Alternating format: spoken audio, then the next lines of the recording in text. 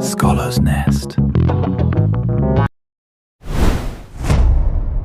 दोस्तों, big bounce theory के according universe अपने पहले के फेज में सिकुड़ रहा था और श्रिंक करते करते यूनिवर्स के पार्टिकल्स इतने ज्यादा डेंस हो गए कि सब कुछ खत्म होने की बजाय यूनिवर्स एक रबड़ की तरह बाउंस बैक किया और इस यूनिवर्स के पार्टिकल चारों दिशाओं में बहुत तेज रफ्तार से एक्सपैंड करने लगे।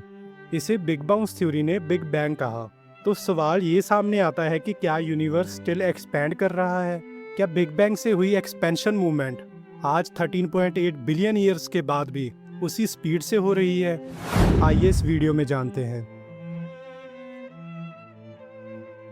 1927 में बेल्जियन एस्ट्रोनॉमर जॉर्जेस लेमात्री ने पहली बार दुनिया के सामने एक सवाल रखा कि हो सकता है यूनिवर्स आज भी एक्सपैंड कर रहा हो।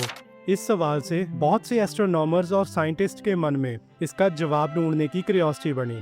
इसी के बीच साल 1929 में एक अमेरिकन एस्ट्रोनॉमर जिनका नाम था एडविन हबल ये नोटिस करते हैं कि यूनिवर्स में प्रेजेंट बाकी गैलेक्सीज अपनी गैलेक्सी यानी मिल्की वे से दूर जाती जा रही हैं और उन्होंने ये कंक्लूजन निकाला कि यूनिवर्स अभी भी हर डायरेक्शन में एक्सपैंड हो रहा है। इस डिस्कवरी से बिग बैंग थ्योरी को भी प्रमाणता मिलनी शुरू हो गई कि अगर हर एक गैलेक्सी एक दूसरे से दूर जा रही है तो इसका मतलब यही है कि सभी गैलेक्सीज का ओरिजिन एक पॉइंट से हुआ है और एक्सपेंशन की वजह से ये सब आगे बढ़ती जा रही हैं। इसी को आगे बढ़ाते हुए मिड 1950s में रिसर्चर्स ने ये पाया यूनिवर्स जितना उन्होंने सोचा था उससे कहीं तेज रफ्तार से एक्सपैंड हो रहा है और गैलेक्सीज जो मिल्की वे गैलेक्सी से ज्यादा दूर यानी ज्यादा डिस्टेंस पर पाई गई वो सबसे ज्यादा तेज रफ्तार से आगे की ओर बढ़ रही है। अब एस्ट्रोनॉमर्स ये तो मानने लगे थे कि यूनिवर्स कॉन्टिन्यूसली पिछले 13.8 बिलियन ईयर से एक्सपैंड हो रहा है, लेकिन अब उनके मन में सवाल ये था कि आखिर ये बिग बैंग एक्सपेंशन कहाँ जाके और कितने समय बाद अपनी मूवमेंट खत्म करेगा। और इससे बड़ा सवाल ये था कि जब ये एक्सपेंशन रुक जाएगा तब असलियत में होगा क्या। इन सवालों के लिए रिसर्चर्स ने बहुत सारी थ्योरीज देनी शुरू की, लेकिन इन सभी थ्योरीज में 3 थ्योरीज बहुत पॉपुलर हुई। पहली थ्योरी थी the theory of big crunch, जो कहती है कि एक समय पर यूनिवर्स एक्सपैंड करना बंद कर देगा और फिर से श्रिंक होना स्टार्ट हो जाएगा, बिल्कुल एक रबड़ बैंड की तरह, जिसको जितना भी एक्सपैंड किया जाए वो श्रिंक होके वापस अपनी पोजीशन पे आ जाता है। उनके अकॉर्डिंग सभी एलिमेंट्स श्रिंक होके फिर से इतने डेंस हो जाएंगे कि एक बार फिर से बिग बैंग होगा और ये एक्सपैंड और श्रिंक होने का सिलसिला इसी तरह से हमेशा के लिए चलता रहेगा।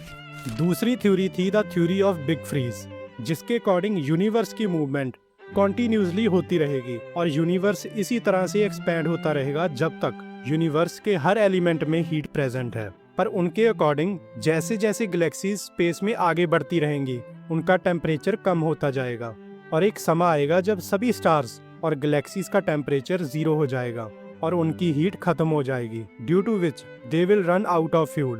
तब सभी मूवमेंट्स बंद हो जाएंगी, उसके बाद कुछ भी नया पैदा नहीं होगा और एवरीथिंग बिकम लाइफलेस, जिससे एक ऐसी स्टेट आएगी कि पूरा यूनिवर्स स्पेस की डार्कनेस में खत्म हो जाएगा और इस स्टेट को उन्होंने नाम दिया the state of heat death. इसमें तीसरी थ्योरी है द बिग रिप थ्योरी, जो कहती है कि यूनिवर्स का एक्सपेंशन जिस रफ्तार से आगे बढ़ रहा है ये स्पीड धीरे धीरे स्पेस में प्रेजेंट डार्क एनर्जी की वजह से और भी इंक्रीज होती रहेगी और एक टाइम ऐसा आएगा जब एक्सपेंशन की स्पीड इतनी ज्यादा बढ़ जाएगी जब सभी गैलेक्सीज, स्टार्स और प्लैनेट्स खुद ब खुद ही टूटना शुरू हो जाएंगे और इस तेज रफ्तार में टूटते टूटते आखिर में सब कुछ खत्म हो जाएगा और पीछे कुछ भी नहीं बचेगा सिवाय अंधेरे के। जिस तरह से धरती पर जिंदगी अनप्रेडिक्टेबल है उसी तरह से कोई नहीं जानता कि यूनिवर्स का फ्यूचर आखिर क्या है। पर क्यों ना डरने की बजाय अपने पास जितना टाइम है उसमें इस जिंदगी की राइड को एंजॉय किया जाए। आप क्या सोचते हैं यूनिवर्स के एक्सपेंशन के बारे में? कमेंट में जरूर बताइएगा।